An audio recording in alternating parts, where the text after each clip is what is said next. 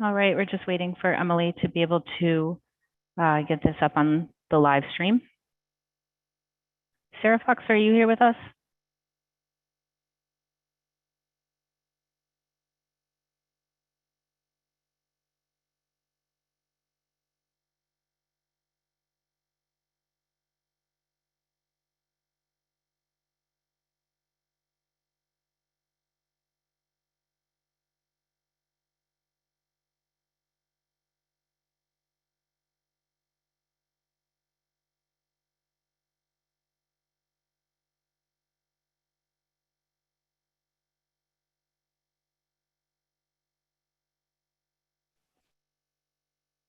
Just waiting for one more committee member.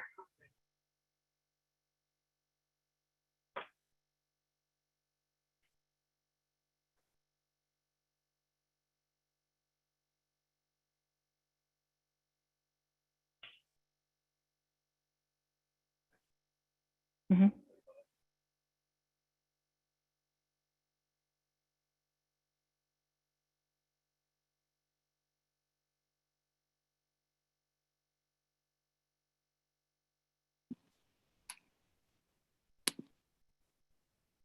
Sarah Fox, are you here yet?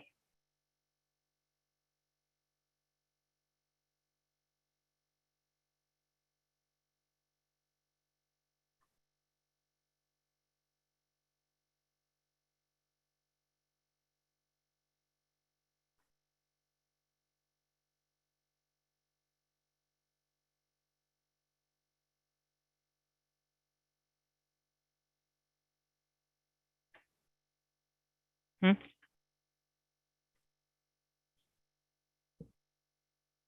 I think so.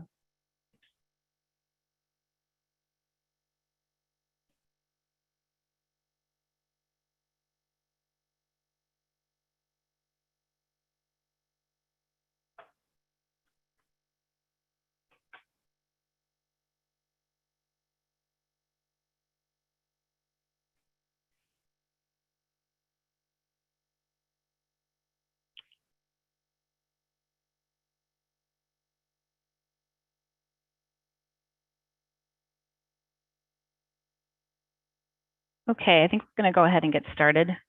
Someone's computer is unmuted in here. I will call the meeting to order at 7:03. The members present are Sarah Gold, Megan Taylor, Emily Barron, and David Harris. Sarah Fox, are you here with us yet? Okay, so Sarah is not, so hopefully she'll be able to join us soon. This meeting is being recorded by MHTV and it is being live streamed to YouTube.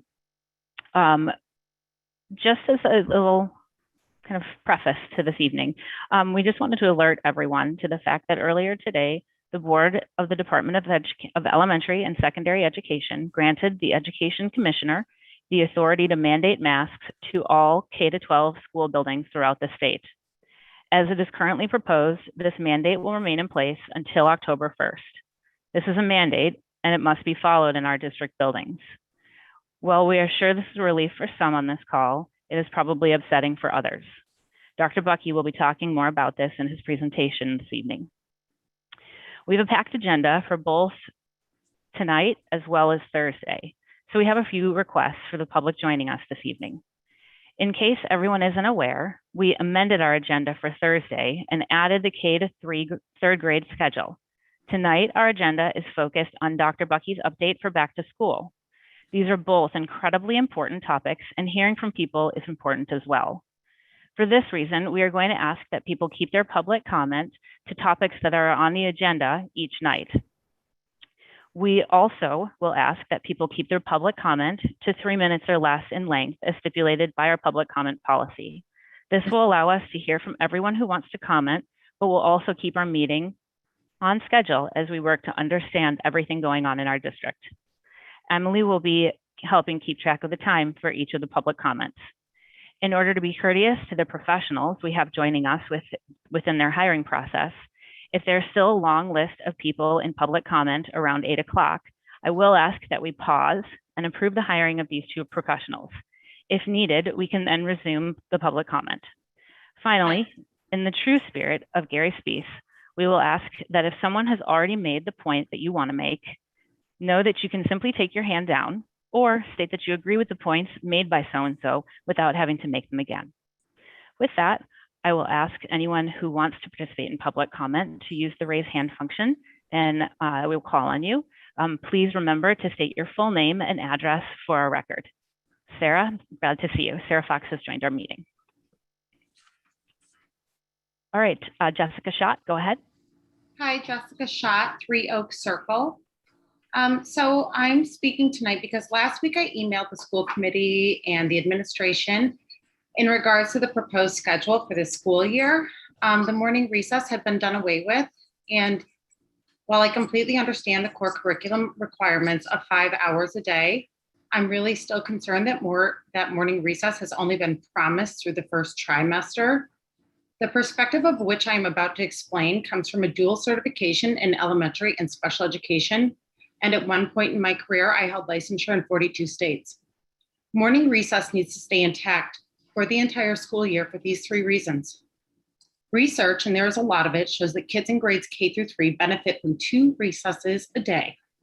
It increases on-task behavior, improves memory and attention, and increases cognitive performance abilities.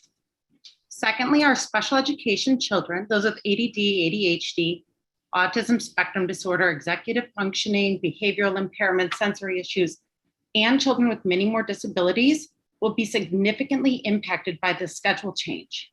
These children need frequent sensory and motor breaks in order to thrive in the classroom. Lack of daily morning recess for the entire year would harm our most vulnerable population. Third, mental health in this country has deteriorated in the past 18 months. Recess is the time when kids socialize. This is when kids run and play, engage in sports and games, and see their classmates laugh and smile. Recess is where children play. We have a mental health crisis in this country, and we must ensure a twice daily social opportunity. In regards to the proposed schedule, a remaining concern that I have is the shortening of the school day by 15 minutes. If you multiply that by 180 days in a year, that equals 45 hours of missed social and academic time. That's nearly a week and a half less of school. From what I understand, lack of monitors due to budget issues and teachers' contractual time is an impediment of this 15 minutes. I would like to suggest a rotating coverage schedule utilizing specials teachers to increase our school day back to what it was and what it should be. We must be flexible in our thinking to avoid this deficit of 45 hours. That is a lot of time to miss out on of interacting with friends and classmates. Lastly, school committee. This is a message to you of how much of this proposed schedule were you aware? You often speak about your concern for the emotional toll that COVID has taken on our children. And yet you initially chose to approve a schedule. Second warning. Okay, of less socialization. We cannot defer this decision. Our kids need to play together twice a day, every single day for the whole year. I want this schedule to be solidified, and I want our children to have 2 daily recesses and an increased 15 minutes every day. Thank you for your time. Thanks, Jess. I will ask just once again, just so that we can keep everything and be addressing what's coming up on our agenda, that we are talking about the things that are on the agenda this evening, and then on Thursday, when the K-3 schedule does come up on our agenda, so that we can address a lot of the concerns that are out there. All right, I don't have anybody else's hand up, so I will move us along to our veteran school nurse approval.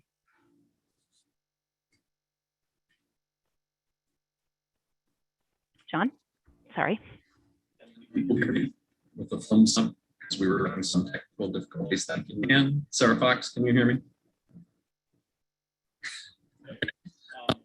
You're a little, noted, like, I call it pixelated, but that's not the right word. Try mine.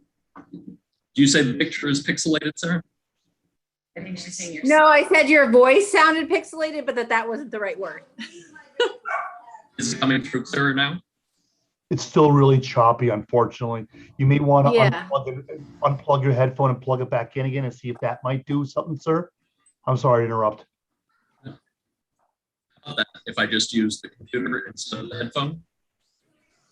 It's still bad. I think you have a choppy internet connection, unfortunately. Do you want me to just jump in, John? Yep. Okay. I'm pleased to bring to you outstanding finalist for our nurse position, Amanda Mavros. She's right here. Amanda comes to us with 2 bachelor's degrees, the first from the Mass College of Pharmacy in both health science and nutrition, the second from the MGH Institute in Nursing. She currently works at the Brigham and Women's in the Pediatric and Adult Radiation Oncology Unit. She's also worked in the Hematology and Oncology Unit there too. She has also worked at the Spalding Rehab in both their adult and pediatric units, and she's been an on-call substitute for both Marblehead and Swampscott for this past year. Past folks that have worked with her and past supervisors described her as organized, energetic, professional, caring, and compassionate, and we really like those last 2. So I present to you Amanda. Thank you. Welcome, Amanda. Hi, everyone. My name is Amanda. Like Matt said, you know my history for nursing experience. I've been in the Marblehead community for about 10 years now, babysitting and just getting to know different families. So when I saw this opportunity as a per diem nurse, I definitely was really interested in it. And I immediately messaged Deanna for this opportunity. So thank you for having me onto this school committee, and I look forward to working with all of you. We're pleased to have you here this evening. Thanks for joining us. I will ask if there's any of the committee members have any questions for Amanda.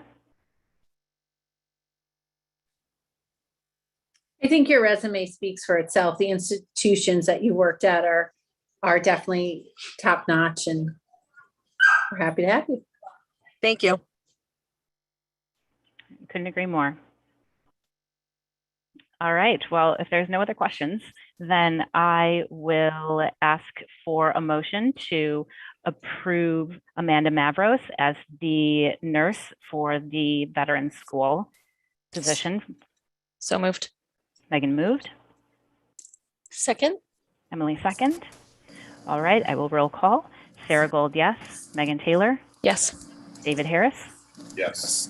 Emily Barron. Yes. And Sarah Fox. Yes. All right, that is approved 5-0. Welcome aboard, Amanda. Welcome, Amanda. Thank you. Thank you. Okay, let me let Dr. Bucky in from the waiting room. We'll see if this works better.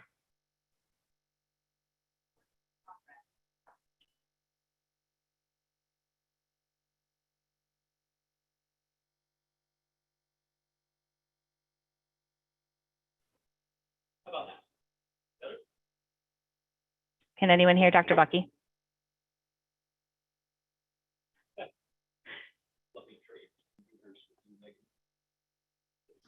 Not a word. All right, he's going to trade seats with Megan, I think.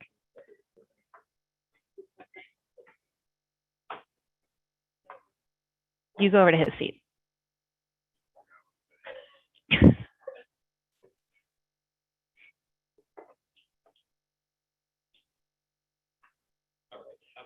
Unmute yourself.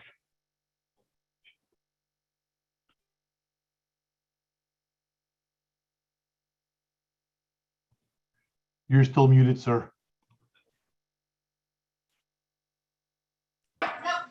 Third time's a charm. Here we are.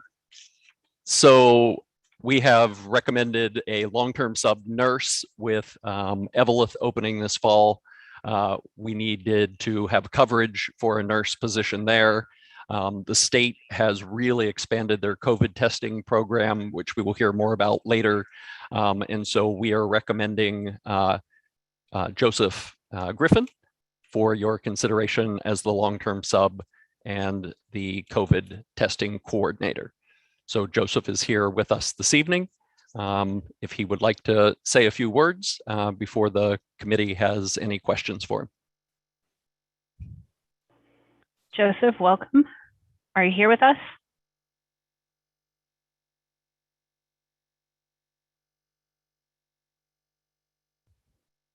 All right, I actually don't see him right now. Let me.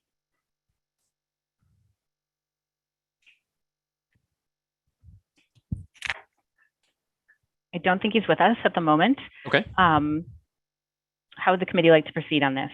Are you okay to vote, or do you want to wait to see if Mr. Griffin is maybe he's I think experiencing it's some. probably, I'm assuming it's a technical problem, but I think it's Yeah. probably best to wait till he's here. Was apparently they've cut the school day. All right. So that, yeah, I would agree with that, Sarah.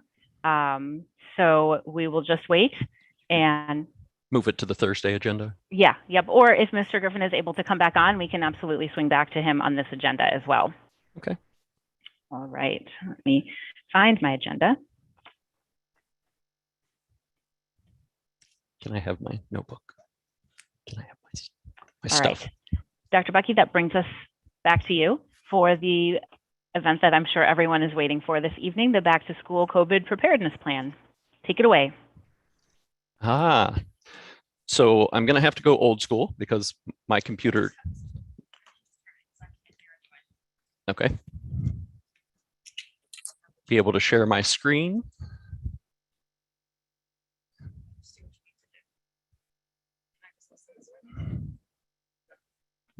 All right.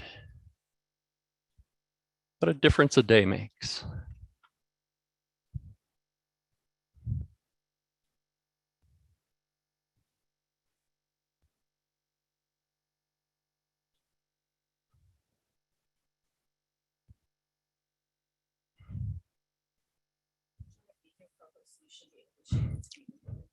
Great, thank you.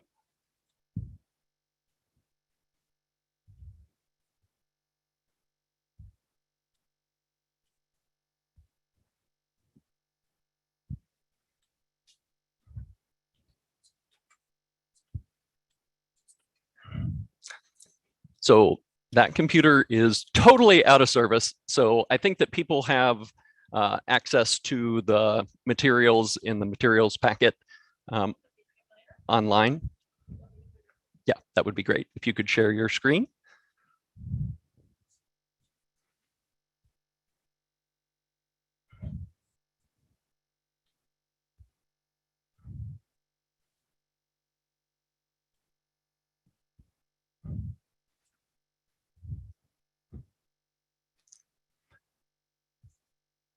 So planning for returning in September has been ongoing all summer. And although we didn't have a 57-page document, which I'm sure Megan is very thankful about, there is a 12-page document that outlines our return to schools this fall, some of our priorities, information. Much of it remains the same because we so successfully concluded the year with full in-person instruction. So the guiding principles that we had last fall when we reopened, and then this fall, we will reopen with similar priorities. The next slide is kind of the guidance that DESE has provided over the summer. And in May, they said that schools would be required to be in person full-time 5 days a week. And as I said, we successfully were able to do that to end the year. Then DESE and the Department of Public Health put out some guidance for districts that was released on July 30th. The superintendents, the North Shore superintendents, started meeting weekly in August to review the guidance and to make decisions primarily around masking, but other return to school policies. On August 11th, they hosted a COVID-19 testing program webinar where they rolled out this really comprehensive program that will include 3 different components, have a significant support system from CIC Health, and provide districts with resources. I asked Andrew Petty and Deanna McMahon to attend that with me. All 3 of us were very impressed, but realized the expanded program last spring, the pooled testing program in the state because it was generally unsuccessful and people didn't participate in the numbers that they wanted to, are consciously trying not to call it pooled testing. And so we realized with the expanded format that putting that work on our existing nurse staff would not be doable, manageable. So that was the decision to advertise this as a 1-year grant-funded position as a COVID testing coordinator. They then sponsored another webinar 2 days later. Deanna and I attended that. We applied that day. We have already been accepted into the program. And a lot of people have been asking, why haven't we announced? Other districts have announced, and many districts were voting this week and waiting to see if the commissioner or the governor would weigh in some way. And I think everyone is aware that on Friday, the commissioner called an emergency meeting, and then today asked the Board of Elementary and Secondary Education to mandate masks until October 1st. And so that's the position we find ourselves in this evening. The Marblehead vaccination rate for our students and the community is very, very high. The incidence of COVID in our community is relatively low. And so I can't predict what will happen on October 1st. But if the conditions are similar here and there isn't something that has changed in the public health domain, I think we come back to this conversation on vaccinated, unvaccinated staff, mask, or staff and students, mask or unmask. But for this evening, that is not a choice for us. If you go to the next slide. This is the information that we posted that prior to today, DESE was strongly recommending that students K-6 wear a mask when indoors, except for medical exemptions and behavioral needs.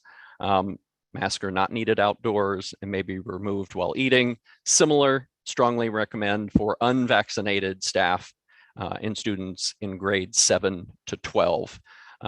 When I put this information together, we were waiting to see what the board would do. And as I think I've said now 3 times, the board voted today, and it really is out of our hands. Next slide, please. So some of the safety considerations and mitigation strategies remain the same as they did last spring. We will have masking in the schools. We have an expanded diagnostic testing program, which Deanna McMahon is going to kind of outline for you. There isn't a distancing requirement in the DESE recommendations now, but as we said last fall, we are able in most instances in Marblehead to maintain 3-foot distancing, if not more, in most of our classrooms, and we will try to do that whenever possible. Ventilation, we continue to use the MERV 13 filters. We have air purifiers in every classroom. Any staff member who requests one gets it. If there are larger spaces, there are multiple air purifiers. We have once again significantly invested in tents to encourage alternative spaces for eating, for classwork. We encourage teachers to take their classes outside and utilize fresh air as a significant mitigation strategy. We continue with hand sanitizers and maintain seating charts so that as we need to do, and hopefully we don't need to do, close contacts, we have that information readily available. Masks are still required on school buses. And so children riding the bus, but they have adjusted the language around close contacts on school buses if mask and the windows are open. And that is really how detailed information has gotten. So I will turn it over to Deanna McMahon right now to walk us through what she has shared with the superintendent's advisory and leadership team the last 2 weeks in reviewing the expanded state testing program, issues around close contacts and need for quarantine. So Deanna. Next slide. Welcome, Deanna. Hey, how are you? Good evening. So the testing services are going to be included for COVID-19 testing. It's a 3-tier program. And in Marblehead, we've decided that we're going to take advantage of all tiers. We would rather have everything available to us and dial back if we need to. we think that that's the best direction to go in.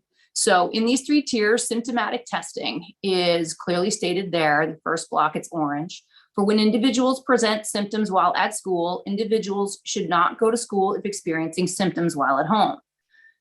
So that being said, we're still going to have a daily health attestation. It's been updated and changed for the guidance that's happening now. I will discuss that in a little bit, and that will be a student and staff daily attestation.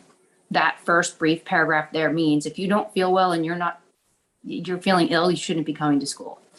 Samples are collected at school using the BioNext Now rapid antigen test, and those that test negative will be able to. Wait a minute. Those testing negative will isolate with isolated symptoms can stay in school. I have to go over that again. I'm sorry. So if you come to school and you're fine in the morning, which happens, we all know this happens, and a child were to feel sick during the time in school, the nurses are going to have a BioNext Now rapid antigen test in their office, and they're going to be able to test that student should they have symptoms that are similar to COVID. You should not come to school if you are feeling sick and do not pass the daily attestation. That's how I would like to frame that. The next category tier is called test and stay. And for test and stay, it's for close contact testing. For individuals who are close contact with COVID-19 positive individuals while at school, samples will be collected using the BioNext Now rapid antigen tests, and tests are administered daily for at least 5 days from the date of exposure. So what this means is if you're in school and you're closer than 3 feet, because we're all going to be masked, at least until October 1st, due to Commissioner Riley. So if you are closer than 3 feet, which will occur in certain cases, especially in the elementary schools, you will be considered a close contact, even if you have a mask on. And in that situation, we will have seating charts in the classrooms, and the nurse's office and administrators will be aware of who is going to be identified as close contacts. Those families will be notified that their child is a close contact. And at that time, if they have consented to test and stay, which we're hoping most people will do, they can come into school, and for 5 consecutive days, they will be tested with a BioNext Now test by the school nurse in order for us to assess their COVID status in 5 consecutive days after the last time they were exposed. Ideally, they want this to be for 7 consecutive days, but weekends are going to fall in, and we only go to school 5 days a week. So it all is going to depend on the date of last exposure. I have a more detailed bit of information to give you after we pass through this slide. Tests will be administered daily for at least 5 days from the date of exposure. The last category is routine COVID pool testing. Routine pool testing, it's going to now be called COVID safety checks. Routine pool testing and school-based follow-up testing samples are collected at school if a pool is positive, following up testing at school with either BioNext Now or individual PCR testing as necessary. Routine pool testing and lab-based follow-up testing. This is the one that I'd like to have us do here at Marblehead Public Schools. Samples will be collected in a pool, and if a pool is positive, the individual follow-up testing will occur through lab without a second sample collection. What that means is we will have COVID safety checks, pooled testing, once a week at each building. Ideally, after October 13th, we will have 5 schools. So we will have 5 days of the week. Each school will have the same day of the week that they will have pool testing. We're going to vie for using the nasal swab, and we're going to have each student nasal swab 2 swabs at the same time. 1 swab will go into the pool and be sent off to the lab. The other swab will be saved with their identification number on it. And so if a pool test were to come back positive, we'd be able to know which pool came positive, take all the second swabs from those kids or staff and retest them individually without having to ask families to bring their kids back, which I really like. I think that this is a great change for our COVID safety checks pooled testing. Yeah, if I could just jump in there for a second, Yes, because we got a priority status in the application, that is the program that we are approved for. So we will be doing the lab-based testing, and they'll be able to identify if there's a positive, who the positive is via the lab. Great. So that's basically the testing program. I don't know if you want me to take questions all at the end, Sarah Gold, or if you want me to take questions on this now because I just discussed it. John, do you have a preference? The close contact and contact tracing and quarantine is pretty complicated. So if people have questions around the new testing program, it might be good to ask them now. Great, that sounds good to me. Sarah? So I have a couple for John from before, but I can hold those to the end. And then as far as Deanna's questions go, first test and stay, that will be like right when the children come to school, they'll immediately get tested. They're like not going to go to their classroom first and then come to you to get tested, right? We're going to isolate them and do that test to stay that day prior to them entering any type of group setting that would then push us to have to, you know, possibly test or quarantine more kids. Correct. Best practice is that those children that are identified and have consented for test and stay come to the nurse's office first, and they will not be out into the building until we know that their BioNext Now test is negative. Should their test come back positive in the 15 minutes, they'll have their parents will just be called and they'll be sent home. This is going to happen during school hours, not prior to school hours. Okay, perfect. And then the symptomatic testing, that's also available for teachers and staff as well, right?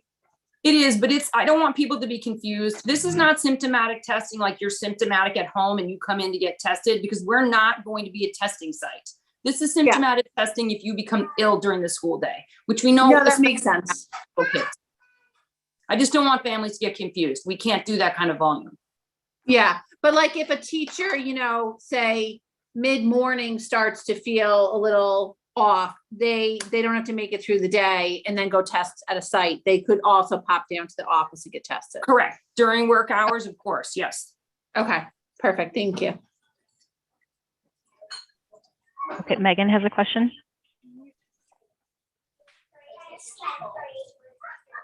I think you need to put the headphones on.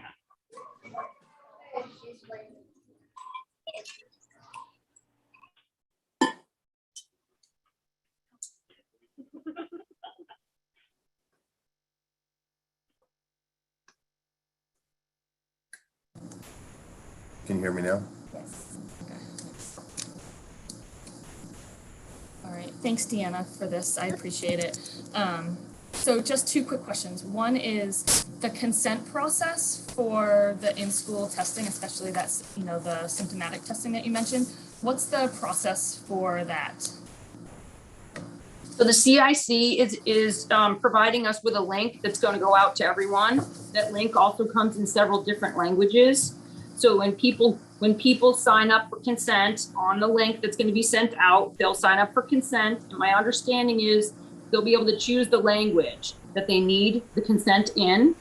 And then at that time, that's how they're consenting. And I believe when they're consenting to each of these levels, because we are qualified for all three levels, but I may not be correct on that. But I do think consent we're trying to make it very simple and very, less complicated for people. So will that come out in like an email from the principal? So it's very, very easy for prior to parents school start. Yes. Okay.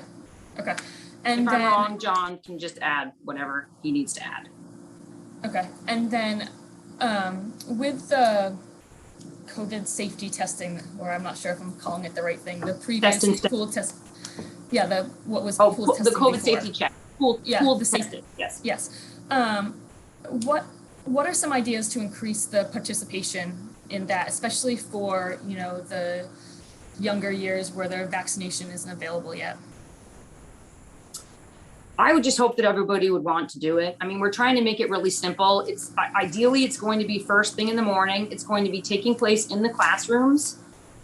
DESE and DPH all say, and I agree with this, that kids, kindergarten and higher, can test themselves. So the materials will be dropped off to each building, and each building is going to have a set day. For instance, I would like the high school to be on Thursdays. I set that up because I feel like that's 5 days after the weekend. I think it's a great day for the high school to be tested. And I just really feel like if we're going to have positives, they're going to fall somewhere on a Thursday or Friday. So each Thursday, first thing in the morning at the high school, all the supplies will ideally be in the classrooms. The kids that are consented will do the testing with the 2 swabs. Those will then get packed up and sent off by carrier to the labs. And that's what Joe Griffin's going to be doing as the COVID nurse. So each week he's going to be at different buildings in the mornings to get this all wrapped up and taken care of. As far as incentive is freedom. So if we can get people to do the testing, especially those that are unvaccinated, because it's more important that we're testing them in a sense, I think that we could do really well here in Marblehead Public Schools. We want to be in school every day, and we want our kids to be in school every day with us. And so we want football, and we want cheerleading, and we want, all the extracurricular activities that we want. We want our lives back. So I would hope that that's incentive enough. Okay. All right. Thanks, Deanna. Yeah. Emily? So one option might be, sorry, to send out maybe at the lower level an actual handout to every student, because that sometimes is easier for parents to actually follow through with, because not everyone reads the full email or reads the email. I think actually getting that paper in the homework folder might help get more people signed up. And if it's bright yellow, that helps too. I certainly do think that we are allowed to do it any way we feel best. So that's definitely something we could talk about with the younger school principals for sure. Sarah, I see your hand up again. I'm just going to ask a quick question, if that's okay, or two actually. Deanna, how does this, if we have vaccinated students who are close contact, what's their protocol? Is it the same where they come and test each morning, or are they okay to just remain in school without any additional testing? So if you're a vaccinated student, you're going to fall under the exempt examples, which I'm going to talk about in a little bit when I start talking about quarantine and close contacts. However, anyone vaccinated or unvaccinated who becomes symptomatic or with similar symptoms will have to be tested. So ideally, they will go into a situation, if you're talking about a vaccinated person, we still want to be able to identify people that they were exposed to COVID, because I think that knowledge is really important. We would be able to say to them, oh, well, I'm vaccinated. They would say to us, and then we would say to them, okay, well, we really do want you to just monitor for symptoms for the next 14 days. If they become symptomatic, they should then not come to school, go and get tested. And if they tested negative, we could then shift them into the test and stay at that point, because we're still going to be looking at 7 days post-exposure. So if they wanted to immediately participate in the test and stay, would they be able to do that?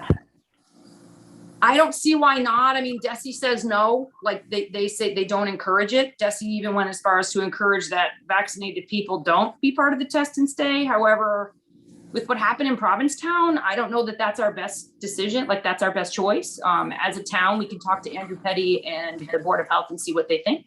I'm not an alarmist, but I do want to try and do this as well as we did last year. Absolutely. And then will the consent that people did last year, will that carry over into this year, or will we have to redo those? It does not. It's all new consent. All right, great to know. Sarah. Question again. Okay. So that piece was one of the pieces I was going to ask about. I wanted to make it really, really clear to parents. Don't think just because you enrolled in that Beacon program from last year, that's a carryover. It's like a new permission slip for a new field trip for a new year, essentially. But one of my questions is, so the symptomatic testing makes sense. What happens if we have a child come to the office that's symptomatic and we don't have consent to test them? Are we allowed to test symptomatic kids, period? My guess is no. And if they refuse consent, is that an automatic, then they have to go home? And if so, for how long? I'm going to be able to cover that for you when I get in my quarantine discussion, but you already kind of answered it. If a family does not consent, we cannot test their child. And if they decide not to consent, they will be treated just like last year, under the scenarios last year. If you have symptoms, you're going to have to go get tested. And if you decide not to get tested, you will be quarantined for 10 days, not able to return to school until the 11th day, unless you have a doctor's note that says you have a different diagnosis other than COVID. All right, I think that's it. You can carry on, Deanna. Thank you. Okay. Next slide. So the next thing I was going to talk about is the COVID symptoms. They're basically the same symptoms as last year, but there's a couple of new nuances. I'm just going to read them through. So symptoms list: fever 100 or greater, chills and shaking, difficulty breathing or shortness of breath, new loss of taste or smell, muscle aches and body aches. Those are the bolded symptoms. Those are the top 5 symptoms that we're really looking for. When we go a little further, there's cough, but not due to any known other cause, like a chronic cough. That won't count as a COVID symptom. Sore throat, when in combination with other symptoms, would count. Nausea, vomiting, diarrhea, within combinations of other symptoms and no other diagnosis, like IBS, would count. Headache, when in combination with other symptoms, so it would be headache and fever and sore throat. Fatigue, when in combination with other symptoms. And nasal congestion or runny nose, not due to other known causes such as allergies, when in combination with other symptoms. These have changed because we know more about COVID. Even though there's different variants, we still are looking for these types of symptoms when we're thinking about a student or a staff person coming into the health office with COVID. The daily health attestation has been updated. It has basically the same questions except for updated all of those new symptoms that I just mentioned and how they were written up. And then we have, in the past 14 days, my child has not been exposed to anyone with the following, those symptoms again listed. Then in the past 14 days, my child has not been in close contact within 6 feet indoors of an infected person for at least 15 minutes over a 24-hour period to anyone diagnosed with COVID-19. And then we do still want to have up to 4 emergency contacts because we will need students to be dismissed should they become positive or symptomatic and ill at school. This is the daily attestation. We ask that people look at it each morning, kind of look and ask those questions, whether they're staff or their students. This does not need to be filled out and taken into the school nurse, but we do have to diligently think about this because like I was saying, we're not a testing site. We do not want sick people coming to school. We want kids to stay home if they're sick and have those families follow up with their primary care should they feel like it's something that needs to be, that goes beyond a normal illness for a child. We also, I've sent the new daily health attestations to Emily Dean because there will be some languages we need those translated into, and she's on doing that now as we speak. Are there any questions on that? Because then I'm going to move on to close contacts and quarantine. Sarah? Just because it popped to my head and it will be gone otherwise, can we find a way on the website to have, I've seen other schools have a list of area testing sites with like their web link and even like sometimes their phone number, their hours. I think the easier we make it for people to get tested, the more likely they are to do the right thing and to test. So I'm just wondering if we can do a page for that somewhere on our website. Yes, I wouldn't see why not. It's pretty easy. There's a link on mass.gov already that does exactly that. You just stick in your zip code and it gives you numerous choices to go get tested.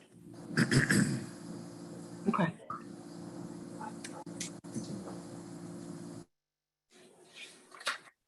All right. Does anybody have any other questions? Okay. I think you can continue on. Okay. So the definition of close contact, this has only changed very little. Close contacts are defined as individuals who have been within 6 feet of COVID-19 positive individual while indoors. That's a big one, while indoors for at least 15 minutes during a 24-hour period.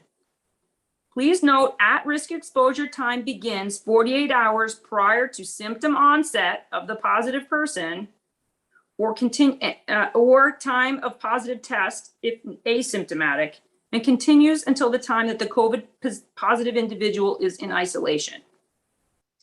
Multiple brief or transitory interactions, less than 1 minute throughout the day, are unlikely to result in 15 minutes of cumulative contact and do not meet the definition of close contact per CDC definition of close contact.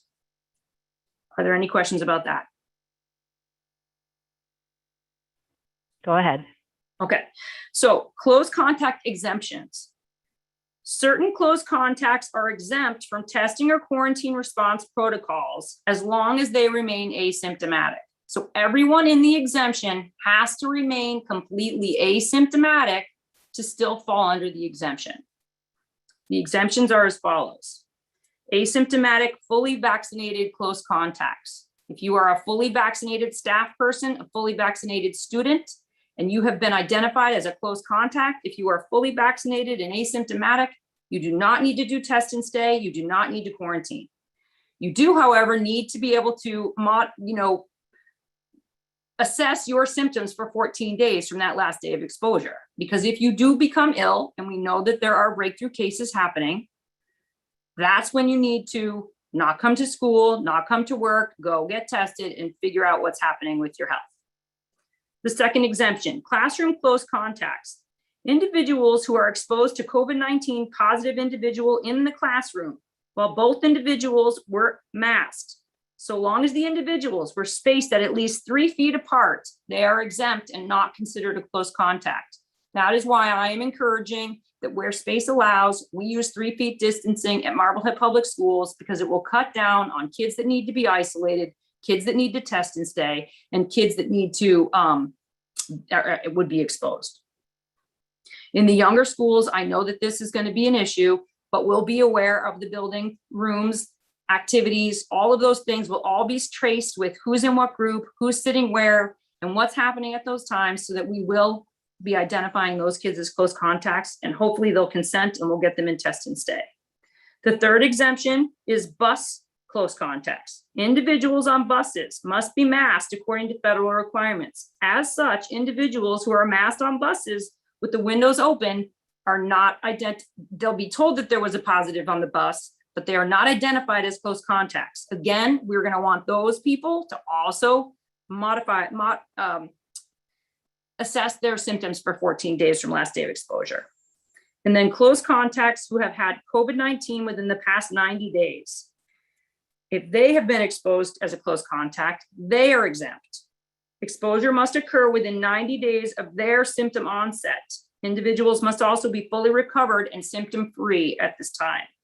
Those are the 4 categories that exempt you from having to do test and stay or be quarantined.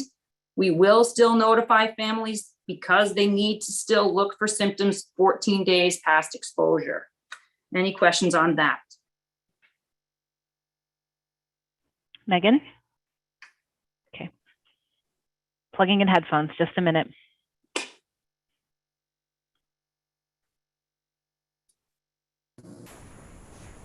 Deanna, can you hear me? Yes.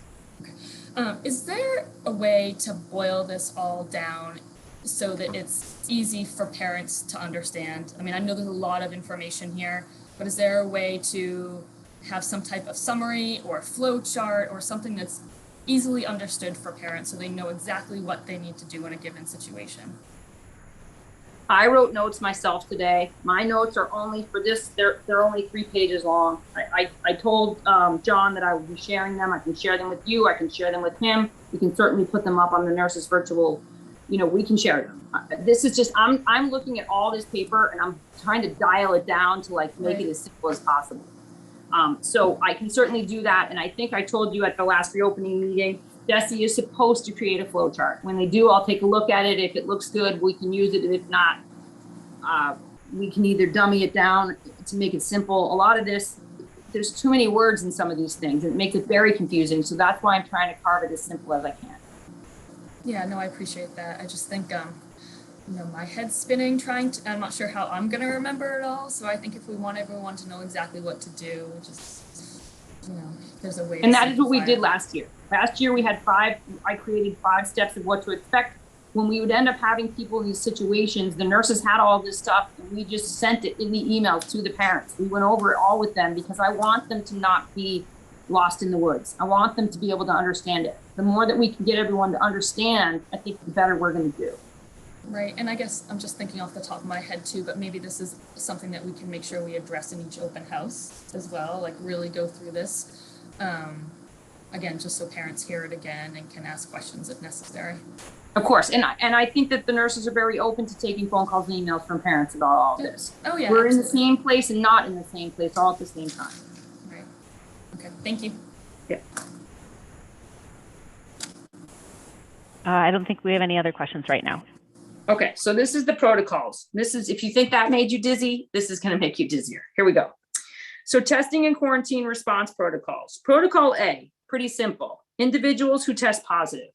It's the same as before. They have 10 days of isolation from symptom onset or date of positive test. That's a slam dunk, easy to deal with, done, okay? Moving into protocol B, asymptomatic close contacts. This is the one. Protocol B has 3 different options. B1 is called test and stay. We will allow asymptomatic close contacts to remain in school and participate in sports and extracurricular activities as long as they take a BioNext Now test daily for up to 5 days. If you want to participate in weekend school sport activities, you will need to test on those days too. This will not be managed by school because on the weekends, we're not there. So I know just as a mom and as a medical person that people can buy BioNext Now brand rapid antigen tests at CVS. I'm sorry that it's not going to be a free thing. This might be something we all need to kind of talk about and figure out. But if you are placed in test and stay, and I don't know, there's a Saturday soccer game and you're in and have been identified as an exposed contact, you cannot go to that soccer game unless we know that on that morning you tested BioNext Now and you were negative. That is considered a school activity. But when you are in test and stay at school, we are controlling you in our school environment. When you are on the weekend and you're not having extracurricular activities and you're not having school sports, you are in quarantine. Does that make sense? You're only exempt for these school qualifying activities, not for the rest of the world. So that's, I think, really important for people to take away here. So you have the rapid BioNext Now test daily for up to 5 days. You wear a mask at school at all times, except when you're eating and drinking. When you take off your mask for eating and drinking, you need to remain 3 feet from others when you've been identified as a close contact. When 7 days from the date of exposure includes weekends or holidays, the individuals should quarantine on those days, and if they remain asymptomatic, may return to school to be tested immediately in the morning that following Monday or whatever the day is that we then return back to school. You must conduct active monitoring for symptoms through day 14 and self-isolate at home if symptoms develop. That is B1 test and stay protocol. Does anyone have questions on that? Sarah, I saw your hand go up, and then Megan. So a couple things. First, I don't think we're carrying along with our slides here. I think we're several slides behind the presentation. No, these aren't slides, Sarah. These are Okay, I was like, B1, I can send you this if you would like it. I made it in notes today. Okay. And then as far as the weekend extracurriculars go, so if they're buying the test at CVS, like this is totally honor system that they're really buying the test. It's like we're not seeing results from, you know, the CVS results if they're doing it at CVS. Like if they're doing the over-the-counter one, it's completely the honor system. Well, I don't know. See, this is the moving parts that we have going on right now because this is all new. So honestly, I haven't sat down and had a discussion with anybody about how we're going to do this on the weekends. Okay. I have to be honest with you. I have no idea. Okay. I just, as terrible as it sounds, I don't have a ton of faith in the honor system where this is all concerned. Like my level of faith is I have my results and here's the printout from the counter at CVS or from urgent care or from wherever. But I just don't have it in the other way. And I think about it also because we're bringing in people from other communities. So say at the I don't know, the baseball or the basketball game, whatever it is on Saturday, we could be bringing in a team that has 5 students that should be on quarantine, but we're on the honor system. And we're bringing them into our community. I'm not going to go for the honor system in this situation. Yeah, I think we could, I could talk to athletics. We could have some conversations in regards to, I can train people. You don't have to be a medical staff person to do BioNext Now. We could train those people that are in charge, the coach of the team. These are all things that are moving and we have to figure out. And then they could test those students prior to the activity to make sure that they actually 15 minutes later are negative and continue to stay. But I can't speak for that because I don't have that power, but those are the thoughts in my mind. Okay, that's good to know though. Thank you. Yeah. Any other questions on B1 test and stay? Megan, did you have a question? I appreciate that, Deanna, and certainly I'm sure Greg and the coaches, if there's a way to make sure they're adhering to every policy and procedure, will do that like we did last year. But I want to say I have great faith in the community from a standpoint of the honor principle. I mean, we're all in this together. People want to be safe. I think the attestation is an honesty principle, and we need to make sure that someone doesn't have symptoms at home and come to school. That's going to happen with the 3,000 kids we have in the district every day. We want people to stay home if you're sick. That is going to be an honesty principle. And then certainly if a student exhibits symptoms in school, we've identified another way to handle that. But I have a high amount of confidence that everybody in Marblehead is in it to win it and will participate. But if there's a way we can support that, which in these instances, it's only going to be someone who's been identified as a close contact prior to a sporting event. And I'm hoping that those numbers will be very low, given that we are talking about a lot of students that are already vaccinated at a high vaccination rate, and we're going to be going back to school with masks. So just wanted to make that general comment. Thanks. Thank you. Megan, I think you've got a question as well.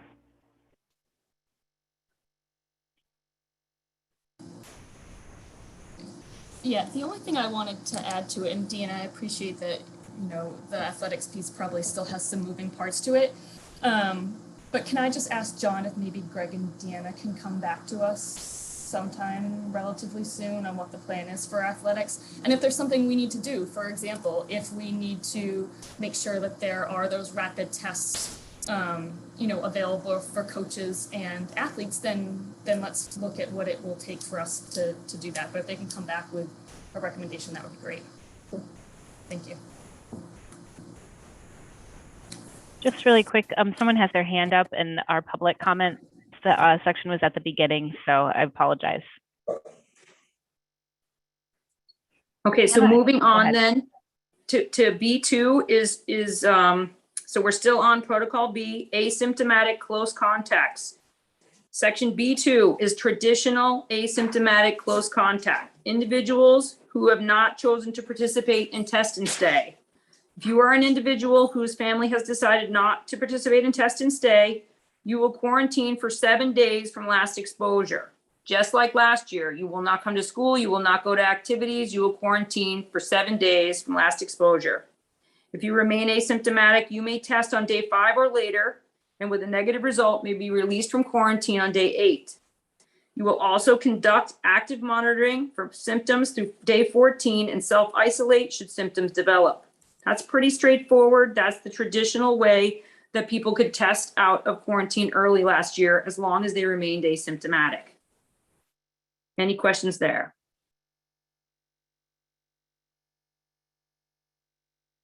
I think you can go ahead. Okay. Also, Sarah, sorry, I don't mean to interrupt. When are the parents allowed to speak at the end? Do they ask questions during, or is there another day where parents get to speak?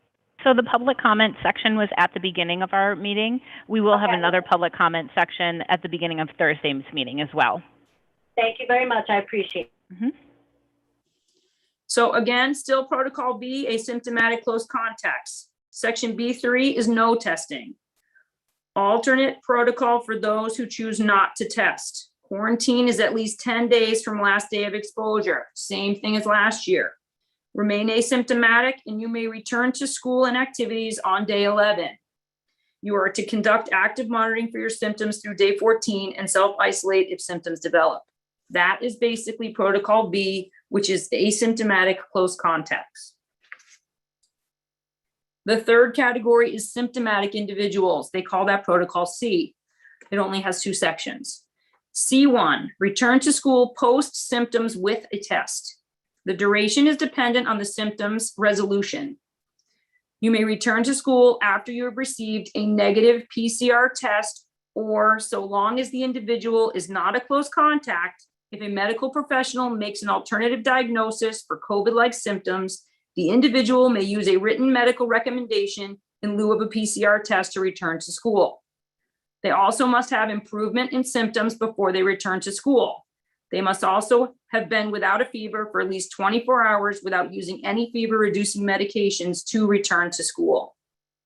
Note, if the symptomatic individual was a close contact who is not exempt from testing and quarantine response protocols, after symptoms resolve and they receive a negative PCR test, they should be followed in the B1 protocol for test and stay, depending on the last day of exposure. So with that being said, if someone within 3 days has had symptoms, they were a close contact, they went and got a PCR test, it came back negative, we're still in that 7-day window of the last time they were identified and exposed to that close contact. We'd like them to slide into the test and stay at least until those days are complete. Does anyone have questions about symptomatic individuals who return to school after their symptoms and after their test? You were completely right. My head is swimming. Yeah, it's crazy. I'm really not an alarmist, Sarah. I think if there is a way that we could get this information before Thursday, just because our thinking on these 2 meetings was that we could digest information and then be able to ask more questions come Thursday. I think that might be helpful. If it, if it's possible. I know that. This is what I created today for myself. I'll just send it to you. Great. John. So in the document that's in the materials folder, there is a link to the DESE guidance document that has these colored boxes that Deanna is reading from. So you can have a chance to go back and see symptomatic, asymptomatic, protocol A, B, and C, B1, B2, B3, because obviously it is very detailed and confusing. And so the public has access to those now, and school committee has them in your packet. Thanks. You do, but Sarah, I really cut them. I really made them very, I don't mind sharing what I have because it's crazy. Thank you. If no one has questions on C1, I can just move on to C2. Okay. C2, return to school for individuals who are not close contacts and have chosen not to receive a COVID test. Isolation is at least 10 days from symptom onset. Return to school after 10 days, returning on day 11. This is just like last year. Have improved symptoms and have been without fever for at least 24 hours without the use of fever-reducing medication. I believe that is all my information for you tonight. Is that it? Thank you very much, Deanna. Thank you, Deanna. So we'll go to the next slide. And I listed some department updates. I am not going to have each department or director report out this evening, but there is some good information that I think that you will appreciate having. It didn't make it into a 57-page document this year, but I've asked Richard Kelleher to talk about the federal lunch program that's continuing. I'm going to ask Steve Quietek to talk about some of the technology enhancements that have happened this year. And then if you have other questions that are departmentally specific, I wanted to allow time for that. So we'll ask Richard to jump in. Hi, good evening, everybody. That's my grandson, Finn, in case anybody was wondering. It's not like I'm proud of him or anything. This year, the federal government has deemed that they will be paying for all the meals. There's a upside to that, and there's a downside. The upside is it may enhance participation. The downside is their reimbursements don't generally cover all of our costs. So we'll have to see how that's going to affect us. An issue I think that's near and dear to a number of people in Marblehead is that we no longer have any foam products in our possession. That's been a long road. It's not an inexpensive process, but I think it's worth it. And it supports the community at large. My staff is back for the most part. We do have some shortfalls in terms of bodies, but we'll manage that. And as this whole process unfolds after listening to Deanna and John and everybody else, I've been here 26 years. I've been very impressed with the entire leadership group, both community, school committee, and the administrative group at 9 Windsor Road. I'm very proud to be a part of that group. Well, that's very kind, Richard. The check is in the mail. Thank you, sir.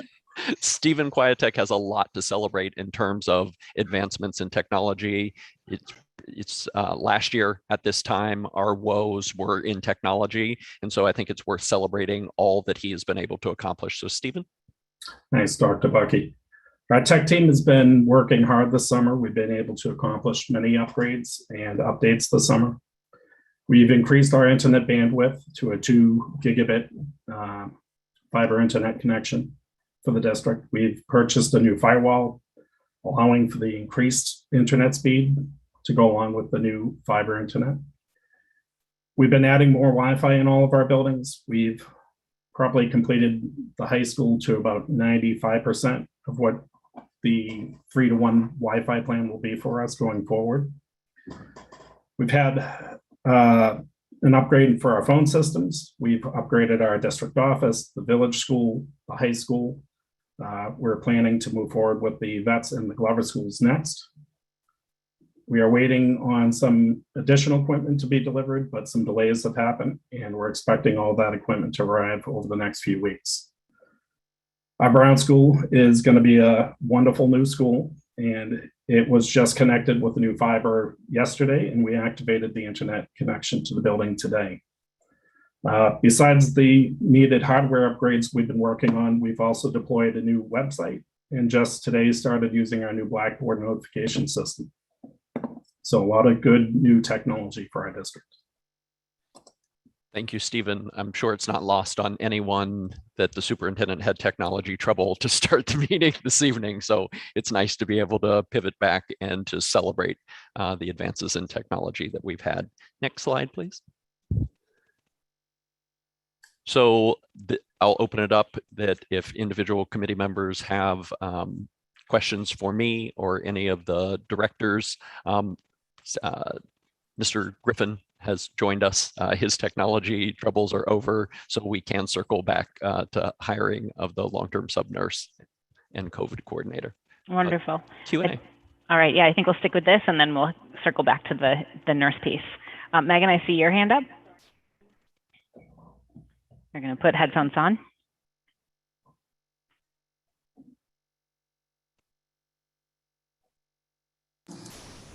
It's not necessarily a question at this point, but I do just really want to thank Richard specifically for getting all the styrofoam pieces out of the school. You know, this has been a thorn in my side for a long time. So I'm really appreciative for the work that you have done there. And also, Stephen, I love the new website. It looks amazing.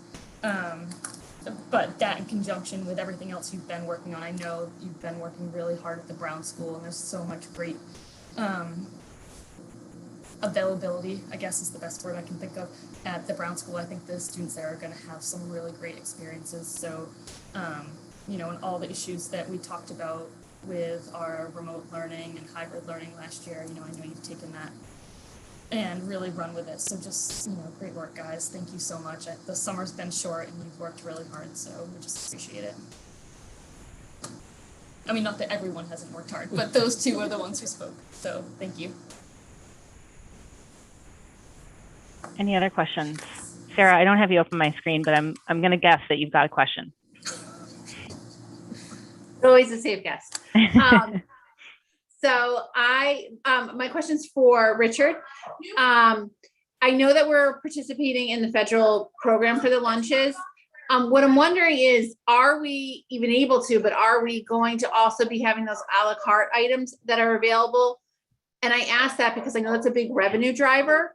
And that might help offset some of the loss of revenue by what the reimbursement rate is. So I was just wondering if we're allowed to do that as part of this, and if so, if we were going to. And then the second question to that is, will it still be the program where parents order like a week at a time ahead of time, or no? Can they choose day to day?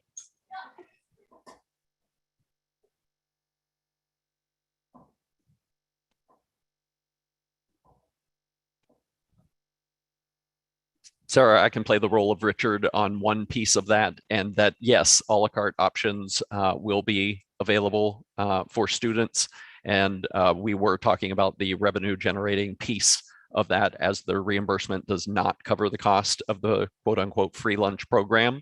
And each building principal is sending out, they've been working with Richard and Todd on lunch in general and where lunch will be and spacing and all of that. So I will have him connect with you on the ordering options and how food service will be delivered. That sounds great. And I know at one point Richard had some creative ideas of other ways to kind of make some food offerings to offset some of those revenue drivers. So if we want to explore some of those as well, that might be a good idea. So I'm just going to ask a quick question to kind of follow up on Sarah's. I think it would be great if we could get the info, because that was one of my questions about, is it the pre-COVID lunch offerings or the COVID style that we had last year? Both are great, just kind of wondering. And then the lunch overages, I think it's great that we're going to look at creative ways and old ways that have worked for us and be able to utilize those. Is that something that can be covered by ESSER if at the end of the year we don't have room in other lines to cover it? I will get you an answer to that. I don't want to say yes, we can use ESSER funds, but the guidelines for using ESSER have been so liberal, but I wouldn't want to say that, yes, you could use that to make up a deficit in your operating budget. John, I think one of the very few clear pieces of it, if I recall, are you cannot use it to replace lost revenue. I think that was spelled out really clearly, that it can't be to make up a revenue deficit, where this would be that, I think. Can I jump in just for a second here? I do have the answer to that question. Welcome, Michelle. Thank you. We cannot use it as a revenue offset. However, if we do have a shortfall in one of our revolving funds now, we can actually charge the salaries and expenses for that program to the grant. So essentially it is a revenue offset now allowed. That was new as of June. And so if we do have a shortfall in any of our revolving programs due to COVID, we can transfer the cost to the grant. So essentially it would cover a shortfall. So yes, we do have that safeguard, but we do not anticipate we'll need that. We are being very creative. Richard is putting vending machines with water bottles, with credit cards that can be accessed after school hours and whatnot. So we're trying to be very creative in terms of increasing our revenues at this point. And I just went to the first meeting with the town administrator on ARPA funds and the allocation coming to Marblehead and what those might be used for. So I will work with him as well to see if, maybe it can't be used to cover this, but another aspect, as Michelle said. Great. And then I've got a quick question for Stephen. I know the answer to this question, but I just really want to highlight how much you've done. So you mentioned 3-to-1 at the high school. Can you explain that and then remind us what it was last year? So pretty much 3-to-1 means that in every classroom, if you have one student, that they'd be able to connect 3 devices at the same time.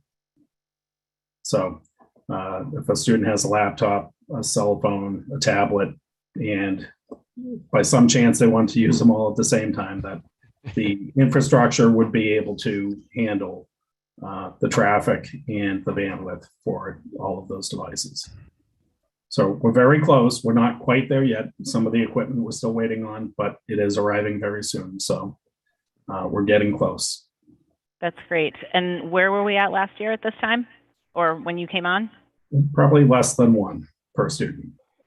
We were able to use a Smith Corona SL500 typewriter on the system. With whiteout. That's great. And I think, I sat on the high school SAC the last 2 years, I think.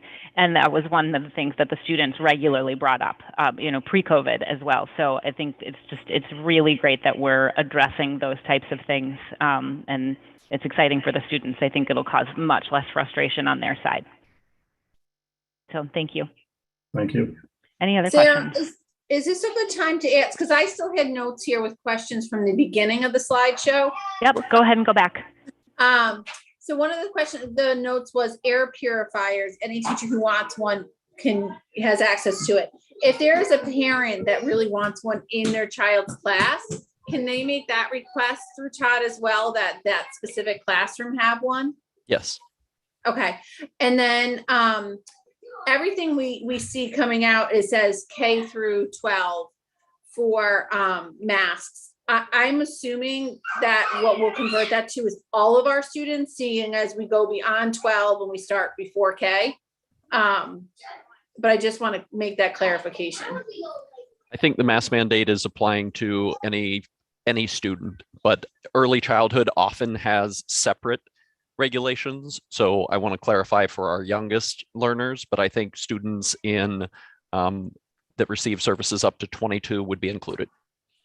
Okay, if we can hopefully for maybe by Thursday get some clarification on that pre-K piece, because I know a chunk of that pre-K program does our children that are, you know, have some higher needs, medical included. So I think that that is a piece that parents would like it to know if those will be required. And then a couple times during the presentations, I heard, you know, Deanna and John, a couple other people talk about reopening. Is reopening still meeting? No, it's the superintendent's advisory and leadership team that includes new representatives from MEA. It has new directors. So it's an advisory group that still meets. And are there school committee members that sit on that? And if Yes. so, who are they? Sarah and Megan. I'd planned that to put that back onto the first meeting so that we could discuss that, because we had kind of punted it as John reorganized this group. So Megan, and I think Megan, you were on the last call. I was on the one before. And so we'll circle back to that.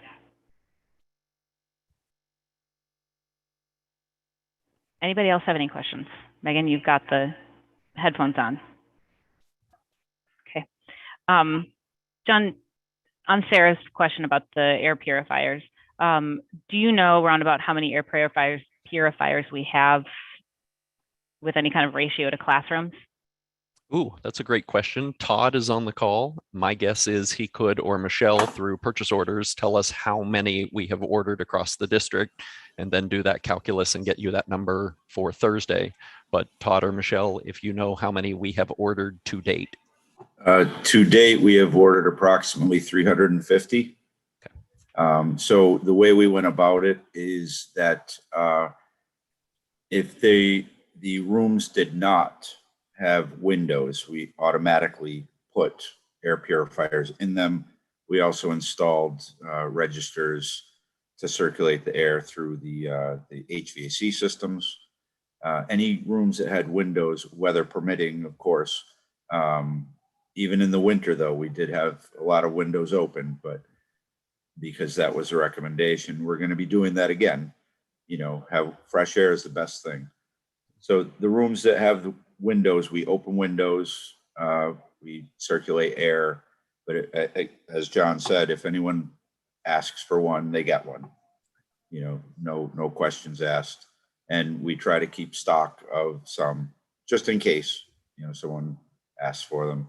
And I received an email from a teacher earlier in the meeting about a room, and I replied and I said, of course, we'll bring one over. So we'll put one over there tomorrow.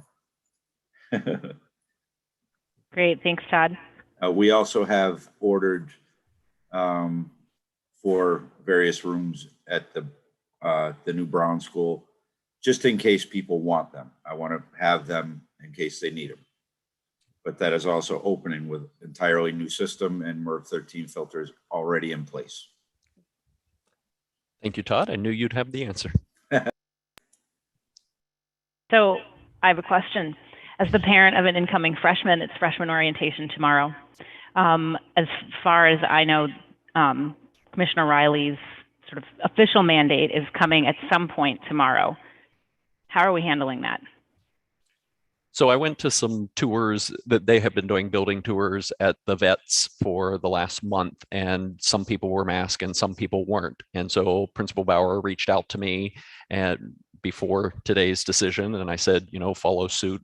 If the mandate goes into effect at noon tomorrow and the orientation is at 12:30, we will provide masks for people to participate in orientation. Great. I think, I think it bears saying, sort of with this little bit of a window here as we approach the school year, that there's no intention ever of banning masks or not allowing kids to wear them. So for tomorrow's freshman orientation, if that mandate doesn't actually come through before noon, then anybody who wants to can show up and wear a mask. And we always have masks in our buildings for any student or adult to wear.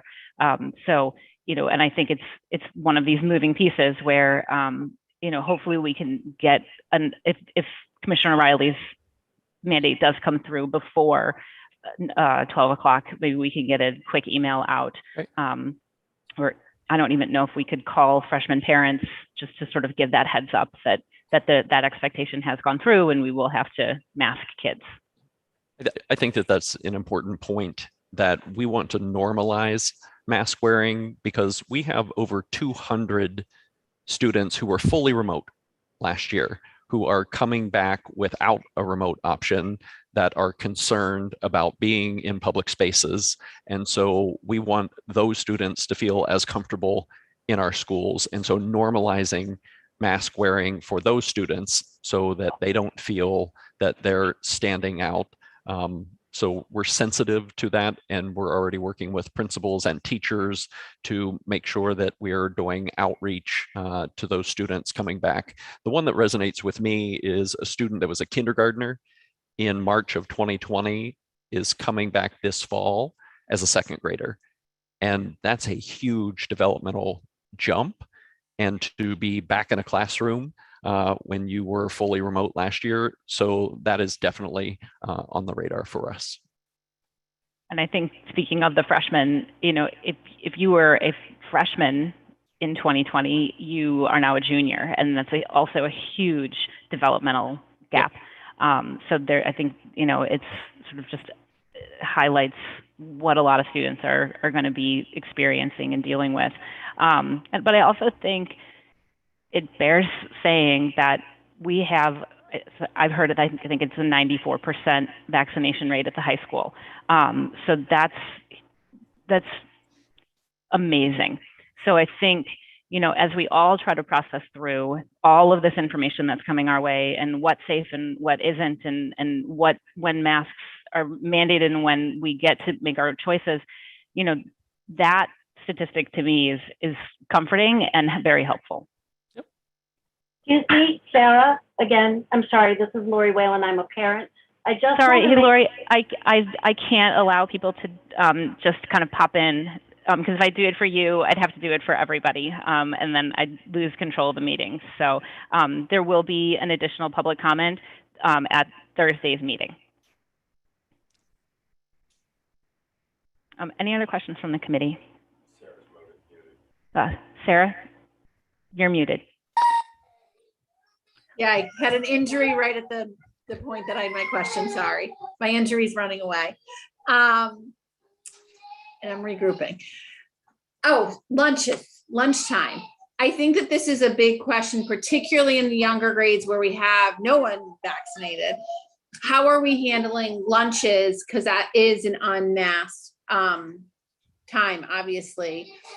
I know the tents are coming back. Will we offer outdoor lunches? I know that this is a question that's been kicked around the community, and we might not have that answer tonight, but I'm just putting it out there to say it is, I do think it is a question, particularly in that unvaccinated population. Yep, it's a conversation that is happening building by building because each building is unique in how the cafeteria is laid out and how many students they can safely accommodate. And so it's one of the FAQ things in the 12-page document that talks about lunch and the steps that we will take to make sure that unmasked students eating are maintaining a certain distance and are safe. But lunch is certainly one of the big questions for many schools. And so having the outdoor spaces as an option is good. All right, are there any other questions? Okay.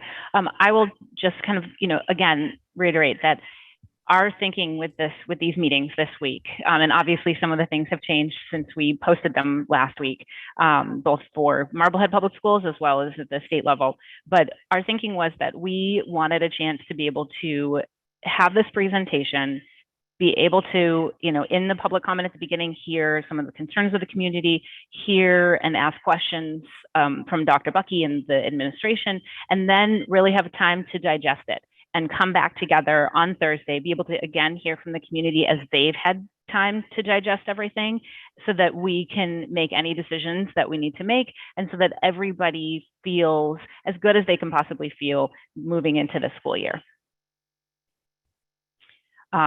So with that, I think we're finished with the plan, and we will circle back to Mr. Joseph Griffin.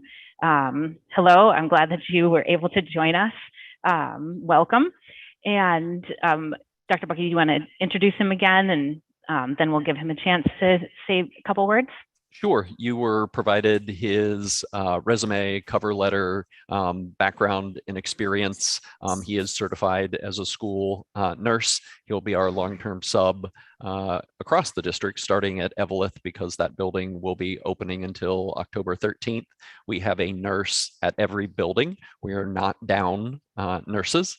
And then he will also coordinate the detailed COVID mitigation program that you heard about this evening. So I don't know if Joseph, you want to say hello to the committee and then give them an opportunity to ask you questions. Hi, sorry I'm late. Had some technology problems, so I'm not very good with technology all the time. I'd just like to say that I really love the Marblehead community. My son's a senior at Marblehead High School this year, and so I was very impressed with everything that how everything was handled last year. So I'm very excited to be starting with Marblehead. Welcome, and we very much so understand technology difficulties as we're experiencing some of our own this evening. So we're glad that you were able to iron them out and join us.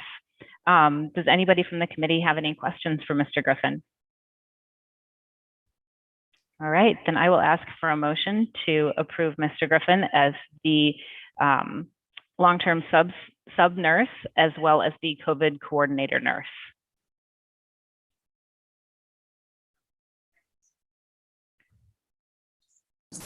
So moved. Emily moved. Megan, I think if you say it, we can hear you. Yeah. Second. All right, Megan second. All right, roll call vote. Sarah Gold, yes. Sarah Fox? Yes. Emily Barron? Yes. David Harris?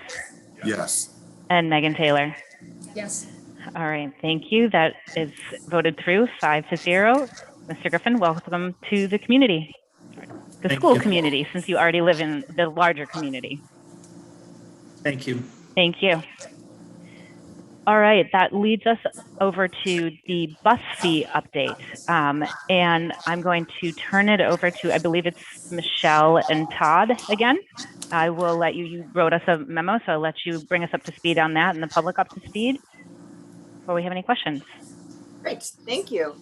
So yes, I put a memo before you in terms of, I just wanted to bring you up to date on transportation in general for this current year, this coming year rather. So we have roughly, I want to say about 250 to 300 eligible kindergarten through 6th grade students that we have to transport if they live 2 or more miles from school.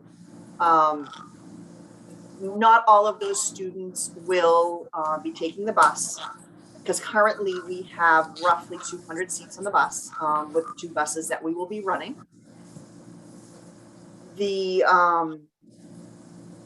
currently have an issue with attracting drivers. Since I have been joining Marblehead for the past, going on 2 years now, we have not been able to attract new bus drivers. So we have a bus driver shortage. This is not necessarily Marblehead related. It is not Massachusetts related. It is actually a national bus driver shortage that we're having.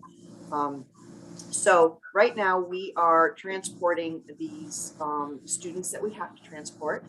We are requiring actually a registration process this year, which is actually new to the district, so we can get a handle on which students will be riding the bus to be able to judge how many seats we have available on the bus for other students. So we will be opening the registration for any eligible students later this week, and we will see how many students we have to transport who are interested in riding the bus who live more than 2 miles away. This transportation is mandated for students in grades kindergarten through 6th grade.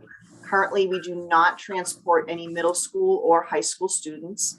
That is something we may entertain discussions of or possibilities in the future, but right now with a bus driver shortage, we can't even entertain thinking of implementing such a program because we're not mandated by Mass General Law. So in addition to what we are going to be offering in our new registration process, we are going to start with this pilot program that has been long discussed since I actually joined Marblehead a while back. And it's kind of a gamble in terms of how many seats we can throw out there initially and offer it to our students. So we would like to offer this pilot program. This will be offered to, again, kindergarten through 6th grade students, as our buses do not go to the middle school, high school. And we're going to open it initially to 8 students, which is equivalent to 4 bus seats on a bus. We actually believe that most of these seats are going to be desired on the bus route 3. I'm not sure if the bus routes are posted yet to the website, but we will be getting those up any day now if we haven't done that already. I do want to mention, even though we have added a number of bus stops, which will be available to either students who live the 2 or more miles away or to these brand new pilot program paying bus students. These eight student seats that we're adding to the bus right now will be a paid option. They will be at the cost of $250 per student.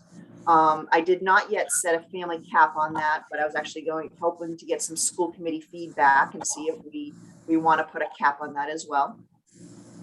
We will not be offering any reduced or fee waivers due to this because it's actually an optional program.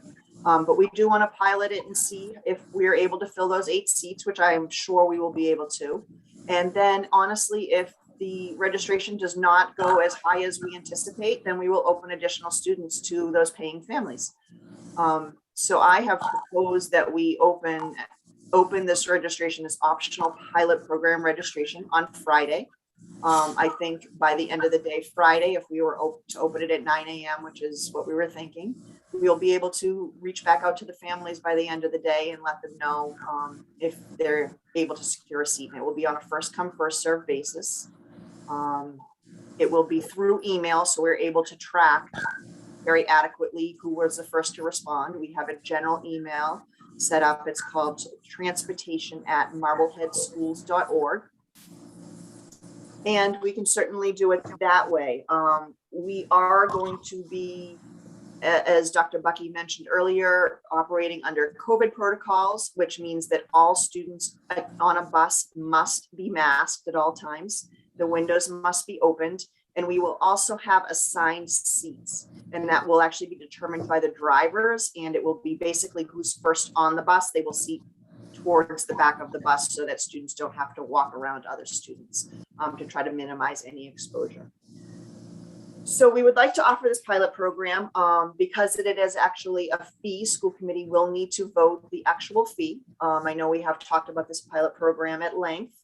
And I believe at the Thursday night meeting, school committee will actually take the vote to approve this fee.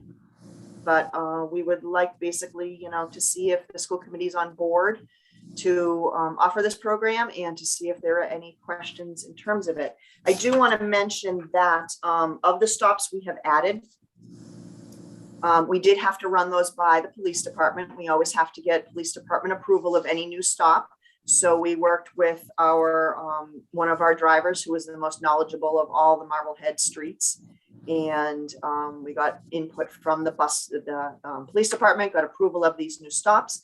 And some of the stops that we were entertaining were not able to be made because of it's not possible to fit a large bus down certain streets in Marblehead. The unique situation here. But so we have outlined them and they are on, it's all in run 3 in our bus list. So turn it over for any questions the committee may have. Thanks, Michelle. I saw Sarah's hand first, and I saw Megan, then Emily. Thank you, Michelle. So I know that this kind of all got launched when Dr. Jessica Benedetto approached the school committee about safety concerns about her children and getting to school and things like that. So I know that, you know, we need to be fair and do this lottery, but I'm wondering if we can somehow prioritize people that make a case that their child does not have a safe route, walking route, because of, you know, the sidewalk or lack thereof situation in Marblehead, that we can kind of prioritize those safety pieces first prior to just whoever gets the email in. So I'm wondering about that. And as far as like the family cap goes, obviously I'm always a supporter of a family cap. So I would support that as well.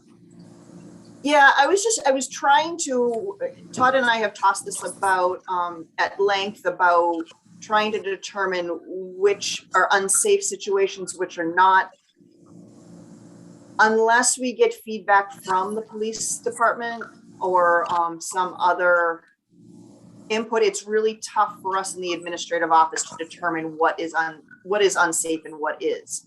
So that's why we had figured, you know, first come, first serve. We will give advance notice. I mean, I know with Gmail, you can actually schedule your emails to be sent. Not that everyone uses Gmail, but if we set a certain time and give enough notice, we were actually thinking of sending an email out tomorrow to see if we want to do this registration on Friday.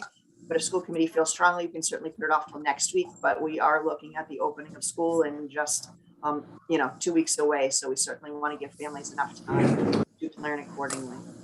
Well, I know like in some situations, for instance, this one, they actually went as far as getting a smart routes audit who documented it being an unsafe route. So I think if a family has gone as far as in safe routes, you know, an organization in a program that we partake in has deemed it to be unsafe, I still want to prioritize child safety ahead. If we can find a way. I understand it puts you and Todd in a difficult position, but where Safe Routes is willing to do those audits, I would think if someone presents one of those, we should kind of try to prioritize that.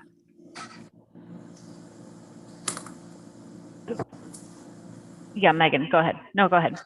I'll go at the end.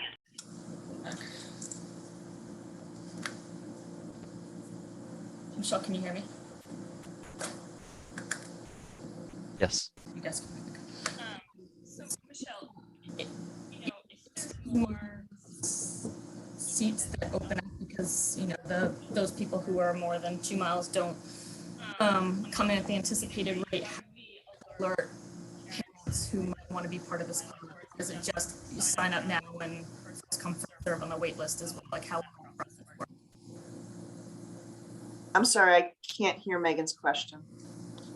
She's wanting to know if additional seats open up and there are more opportunities for paying riders, how will families be made aware of that? Or will it be from this initial launch that the wait list will be created from there and the first come, first serve, or if there'll be a second launch saying we have an additional 5 seats available? Thank you. I anticipate we will initially probably have a wait list, but I do expect in a pretty short turnaround within the first couple of weeks of school, we will have an indication of how many riders we have.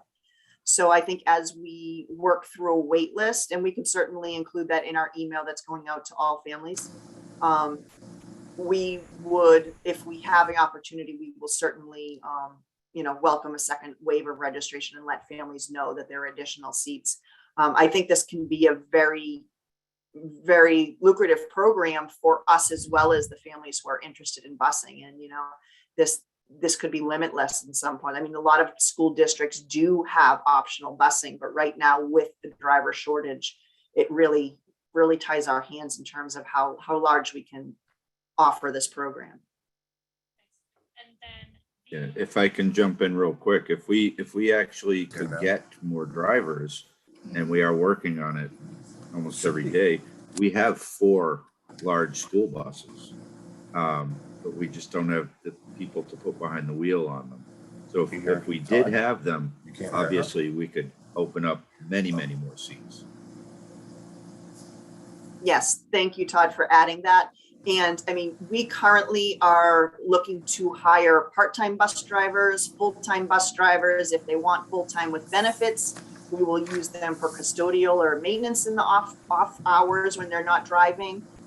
We will hire bus drivers who literally just want to drive a morning and afternoon route, or a morning or an afternoon route. We are open to making it work any way possible. And as Todd mentioned, we do have 4 big buses, so we can actually accommodate a lot of students. It's the lack of drivers, which are funded in the budget. So it's not a funding issue necessarily. It's just, it's a body issue at this point. Michelle, can you hear me now? Barely.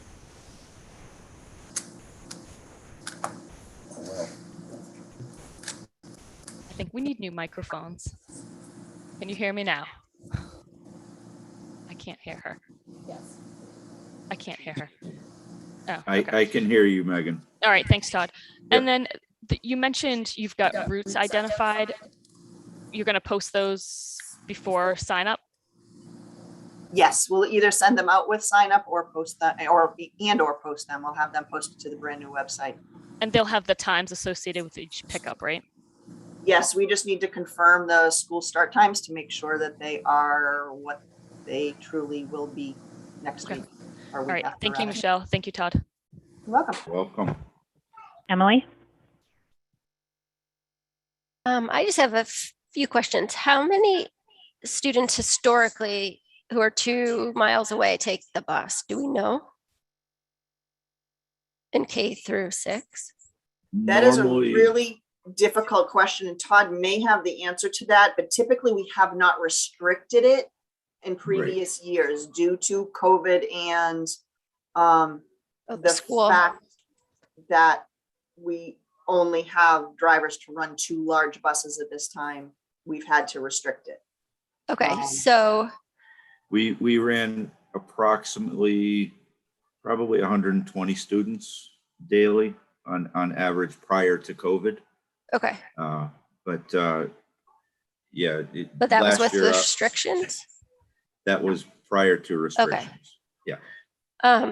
So when the email goes out to people who are required or not required, required to get it, is that a separate email than everybody else? And has that gone out yet? No, we were actually working on it today. It will most likely go out tomorrow.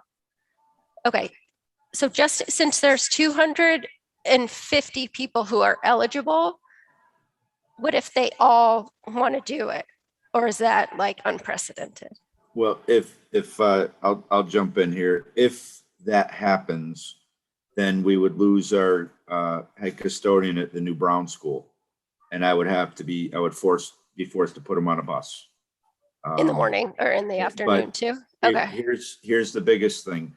If we had to do that and we had 3 buses running, imagine what would happen if one were sick, and they're entitled to their vacation times. And so that he is our emergency bus driver. Say someone is sick, they couldn't make it in that day, he does jump on the bus and he'll run it in the morning. He'll run back to the school. He also runs back in the afternoon, jumps back on the bus. So he multitasks very well. But where the new school is opening, that's going to be very tough to do. And it would really put us in a bad spot if someone else were to be sick. Okay, so that's why we're hoping only 200. That's what we're hoping for. Yes. Okay. I'd love to transport them all if we had, Okay, so I just want to make sure that it all with the emails and people receiving the emails with the time. Do you have to respond if you get priority to the bus by 9 a.m. on Friday? Is that for everybody? No, we're going to keep it open until sometime late next week for Okay, so the, there's for time. the regular bus. So that's why we're only reserving the 8 seats right now. Oh, got it. So it's just the 8 people have to send the email at 9. Yes. Okay. All right. Thank you. But I do anticipate we will have plenty of additional seats. I just can't Okay. guarantee them at this point. Right. Okay. Thank you.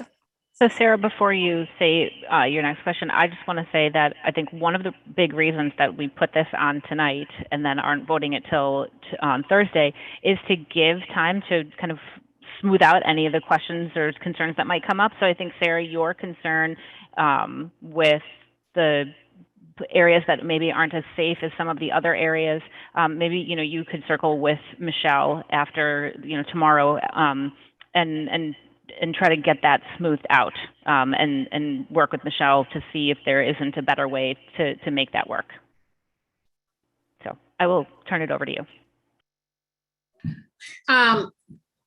So I think well, first of all, I just want to make it sure everyone understands that, you know, if come September 30th, one of these families that's more than 2 miles away who said no, all of a sudden says, I'm done driving my children, I want on the bus. We are legally required to find a bus, whether we have to outsource and pay private to Healy, no matter what we have to do, we have a legal requirement to meet this. I'll be honest, I'm like a little bit in a full-blown twitch about this idea that we're about to open this amazing school and one of our only options is to pull our head custodian. I understand we're in this conundrum because there's a national shortage of bus drivers. But I mean, can we look at incentivizing? Like, I mean, there are bus drivers, they're just not enough for everybody. So maybe we need to be the employer of choice, which usually comes down to money, as everything does. So I don't know, but the idea that, you know, we're in what I would call a precarious situation where we have barely what we might need. And if someone's sick, or if we go, you know, if everyone who's legally entitled to this program chooses to take it, we don't have a custodian. Now, this pretty much answers my next question, which was going to be during the transition plan of opening the Brown School, which we are still in till October 13th, we had made a promise to the community to provide courtesy buses. I don't see any way possible to even remotely do that with what we have for staffing right now. But my question was going to be, are we offering the courtesy bus still? And if so, how are we managing it and how are we communicating that to those families? Is that the bus from Coffin to Evelyn you're talking about? There was one from Coffin to Evelyn, and then there was one at one point that we ran from the site at Brown for like families that would have been going to what was the old Bell School and lived in the neighborhood, that they could actually get picked up. I think it was actually the same bus, it just made 2 stops at the site of Brown and brought to their respective schools. So are we doing that? If not, we need to clearly communicate one way or another. We are suspending this courtesy bus program, or we're continuing it. And this is how you follow the information one way or another. So last year we did not run the bus from the Brown Bell location. We only did that the year before, but we did run the route from Coffin to Evelyn, and we will be running that for the first 6 weeks of the school year this year. And I'll make sure that that's included in the email as well. Okay, any other questions? All right, well, again, any other questions that come up before Thursday, just reach out to John and he can find those answers for us. I just want to say I appreciate Sarah Fox's comments, because the Pittsburgh Public Schools delayed the opening of schools for 2 weeks because they couldn't transport the students they were legally obligated to transport. And so we are in a very precarious position. And if we open pay to ride and we pull that Brown custodian, and then somebody calls out sick, We don't want families saying we paid for a bus route and now we have to figure out transportation in the morning. And we have been incentivizing, trying to attract drivers. We've offered to pay for their CDL training and a licensure, which is not an inexpensive undertaking. We've advertised high and wide, but let me make this the community appeal. If you know somebody that might be interested, the district would pay for your training. You're laughing, Megan. You could be a bus driver. So Megan's going to go to CDL training. But she also has to get air brakes and school bus certification as well. She's game. Thank you. All right. Michelle, follow up with me tomorrow because I actually have a few ideas. I know with the, with the sightseeing companies, their high times are very opposite the high times of the schools. And many of those bus drivers are they're all CDLs. And I may be able to connect you with someone that may be able to work that link out. Okay, great. I will be in the office all day tomorrow. Okay, so that leads us to closing business. Any new business? All right, we did not have any correspondence to submit tonight. So I will officially adjourn us at 8:51 p.m. And again, we really are hoping that people are going to digest all of the information that came out tonight and rejoin us on Thursday for the continuation of this conversation, as well as the K-3 schedules. Thank you, everyone.